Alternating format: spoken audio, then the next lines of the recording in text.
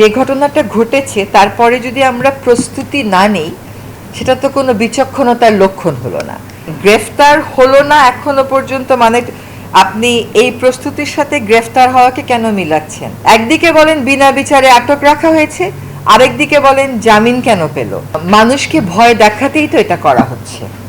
মানুষ যত নির্বাচন চাচ্ছে, মানুষ যত নির্বাচনমুখী হচ্ছে, সরকার যত কঠোর অবস্থানে যাচ্ছে নির্বাচন নিয়ে, সরকার যত স্পষ্ট অবস্থানে যাচ্ছে নির্বাচন নিয়ে, ততই নির্বাচনের ব্যাপারে বা পরিবেশটা একটা ভীতিকর করে ফেলার জন্যই তো এই কাজগুলো করা হচ্ছে।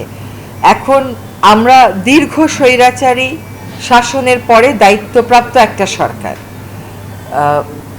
আমাদের পক্ষ থেকে আমরা স্পষ্ট বলতে চাই যে নির্বাচনের যে তারিখ ঘোষণা করা হয়েছে, নির্বাচন সেই তারিখই হবে। অপচেষ্টা যে থাকবে, 16 বছরের স্বৈরাচারী শাসনের যে ফুটপ্রিন্টটা রয়ে গেছে, সেটার কিছু কিছু আউটকামই এগুলো।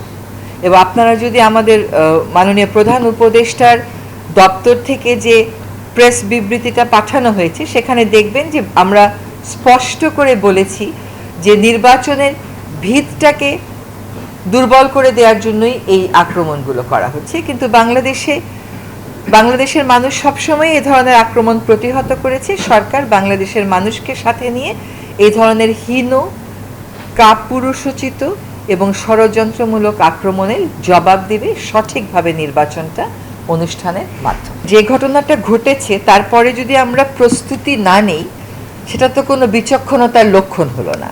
এটাকে আমি প্রস্তুতির কথা বলবো, যাতে করে আমার প্রতিপক্ষ কোনো রকমের আর সুযোগ নিতে না পারে। এটাকে আমি আতঙ্ক বলবো না, আমি বলবো এটা আমাদের প্রস্তুতি।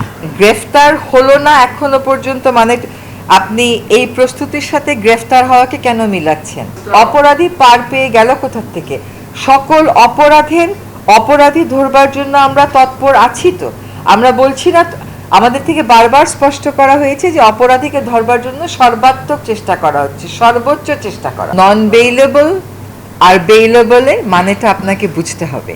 নন বেইলেবল হলেও বিচারক চাইলে বেইল দিতে পারেন, বেইলেবল হলেও বিচারক চাইলে গ্রেফতার করতে পারেন।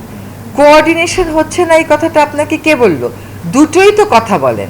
একদিকে বলেন বিনা বিচারে আটক রাখা হয়েছে, আরেকদিকে বলেন জামিন কেন পেল, আবার বলেন জামিন কেন দেওয়া হলো না। সেটা না, কোঅর্ডিনেশন না হলে কি হতে পারতো সে সম্পর্কে তো আপনার হয়তো কোনো ধারণা নাই।